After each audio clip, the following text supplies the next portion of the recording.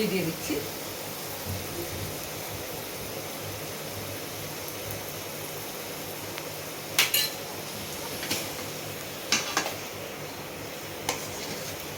হয়ে গেছে আমার নিরামিষ মোচার ঘন্ট।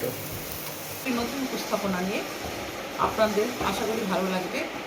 আপনারা দেখুন আর উপভোগ করুন। রেসিপিটা শুরু করা যাক।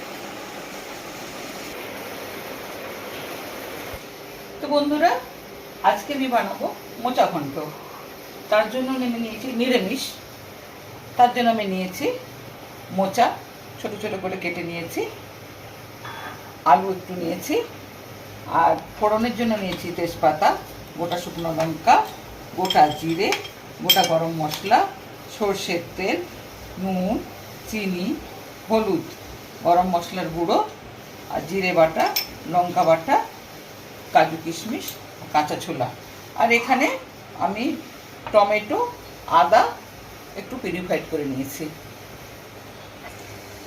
এবারে আমি প্রেসার কুকারে মোচাটা সেদ্ধ করে নেব। সঙ্গে ছোলাটাও দিয়ে দেবো। পরিমাণ মতো জল দিয়ে দেবো। আলুটা আমার ভাজা হয়ে গেছে, কেননা আমি মোচাতে জল দেব না। টমেটো পিউরিফাইডটা দিয়ে দিলেই আমার ওটা তরকারিটা হয়ে যাবে, যেহেতু সেদ্ধ মোচা। তাই আলুটা আমি ভেজে নিলাম। গ্যাসটা একটু কমিয়ে দেবো। এবারে আমি প্রথমে দেবো লঙ্কা বাটা।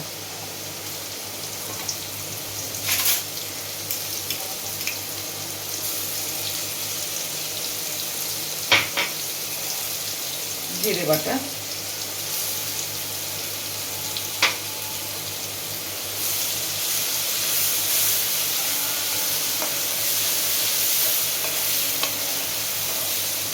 হলুদ পরিমাণ মতো,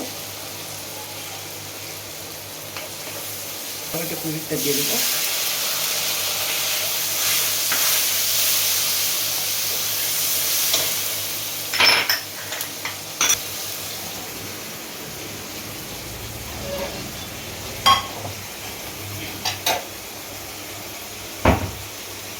এরপর এত চাঁচতে হবে না, ফেলে দেবো নাকি গো? এক মিনিট, মেশিনটা একবার চালাও, তারপরে বন্ধ করে দাও।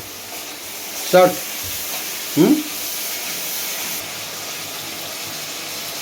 সাদা জন্য দিলাম, আর গরম মশলা।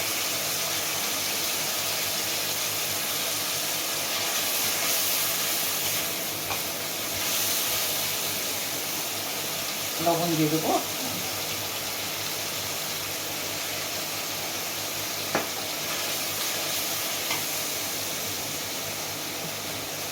এবার আমি জল ভরা মোচাটা দিয়ে দিলাম।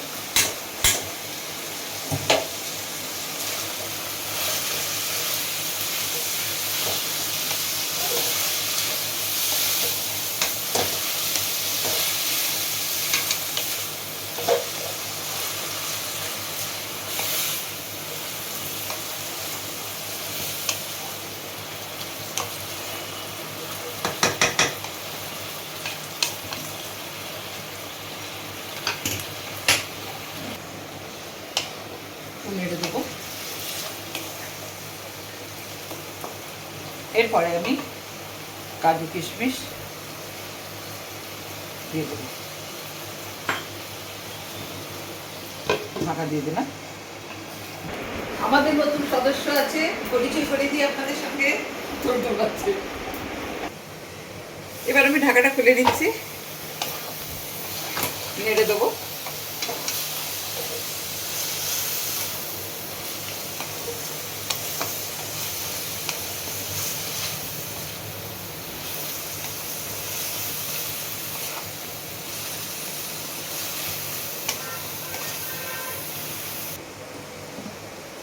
ঢাকা খুলে দেখবো,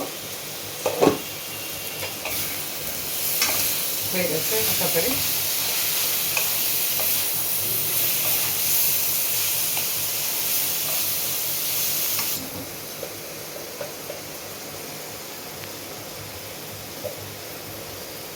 ঘি দিয়ে দিচ্ছি।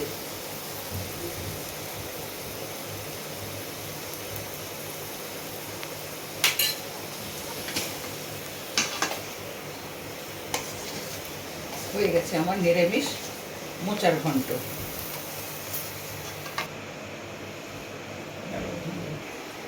আমি 2-3টে কাঁচা লঙ্কা উপর থেকে দিচ্ছি। আজ আমি নিরামিষ মোচার ঘন্ট রান্না করে আপনাদের দেখালাম।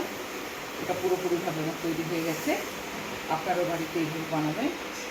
আর যদি ভালো লাগে তাহলে আমাকে অবশ্যই কমেন্ট করে জানাবেন। যদি নিত্য নতুন কোনো রেসিপি আপনারা জানতে চান তাহলে অবশ্যই আমাকে কমেন্ট করে জানাবেন।